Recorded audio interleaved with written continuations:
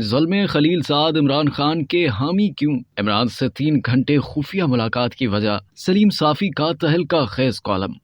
Senior صحافی و تجزیہ نگار سلیم صافی اپنے کالم میں لکھتے ہیں کہ ظلم خلیل زاد سے پہلی ملاقات 9/11 سے 2 ماہ قبل امریکہ میں ہوئی تھی۔ ہم میں سے اکثر ساتھیوں نے اس ملاقات سے نہایت برا تاثر لیا، کیونکہ ہم جتنے بھی امریکیوں سے ملے تھے ان میں سب سے خراب رویہ ظلم خلیل زاد کا تھا۔ وہ پشتو اور دری زبانیں بھی بول سکتے ہیں، اور ہم نے بار بار ان سے پشتو میں بات کرنے کی کوشش کی، لیکن انہوں نے جواب میں ایک لفظ بھی پشتو کا نہیں بولا اور امریکی سٹائل میں انگریزی بولتے رہے۔ ان کی ہر بات سے پاکستان سے نفرت جھلک رہی تھی، اور ایسا لگ رہا تھا کہ پاکستان سے متعلق امریکی اور افغانی غصہ ان کی ذات میں یکجا ہو گیا ہے۔ خلیل زاد بنیادی طور پر پختون افغان ہیں، لیکن ان کی پیدائش ازبک شہر مزار شریف میں ہوئی۔ وہ اسکالرشپ پر تعلیم کے لیے امریکہ گئے اور پھر امریکہ ہی کے ہو کر رہ گئے۔ شکاگو یونیورسٹی سے ڈاکٹریٹ کی ڈگری لینے کے بعد وہ مختلف حیثیتوں میں امریکی محکمہ دفاع اور محکمہ خارجہ کے لیے کام کرتے رہے۔ عمل کے لحاظ سے وہ سرتا پا امریکی ہیں، اور مسلمان ہونے کے ناطے انہیں زیادہ تر مسلمان ممالک سے متعلق امریکی پالیسی سازی یا پھر وہاں پر امریکی مقاصد کے حصول کے لیے استعمال کیا جاتا رہا۔ انہوں نے امریکی مفادات کے حصول میں اس قدر بنیادی کردار ادا کیا کہ اسٹیٹ ڈپارٹمنٹ سے وابستہ ہونے کے باوجود انہیں سیکرٹریز دفاع نے ڈیفنس میڈل سے نوازا۔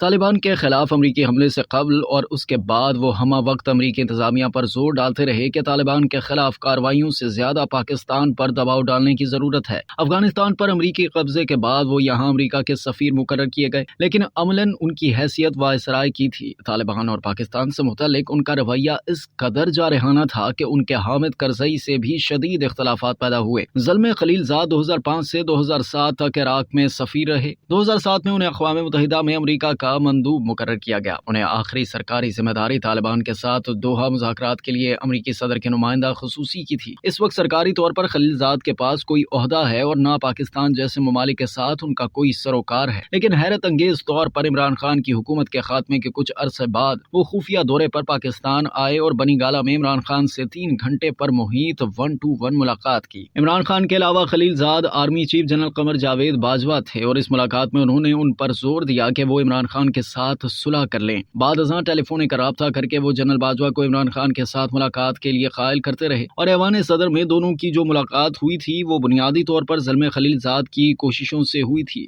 ظلم خلیل زاد عمران خان کی حمایت میں کھل کر سامنے آئے ہیں، اور ان کے حق میں ایسی ٹویٹ کی کہ جیسے وہ ظلم خلیل زاد نہیں بلکہ علی امین گنڈا پور ہوں۔ عمران خان کہا کرتے تھے کہ ان کی حکومت امریکہ نے گرائی ہے، لیکن ان کی حمایت میں کھل کر چین یا روس کا نہیں بلکہ امریکی اسٹیبلشمنٹ کا اہم کردار سامنے آیا۔ عمران خان کہتے ہیں کہ وہ عالم اسلام کے لیڈر ہیں، ریاست مدینہ قائم کرنا چاہتے ہیں اور عالم اسلام کے مفادات کی خاطر امریکہ کو آنکھیں دکھائیں، لیکن دوسری طرف عالم اسلام میں امریکی مفادات کے سب سے بڑے محافظ ظلم خلیل زاد ان کے لیے سب سے زیادہ پریشان ہیں۔ گوانتانامو بے، ابو غریب اور بگرام کے عقوبت خانوں میں ہونے والے انسانیت سوز مظالم کی وکالت کرنے والے ظلم خلیل زاد کہہ رہے ہیں کہ PTI والوں کے ساتھ بہت زیادتی ہو رہی ہے۔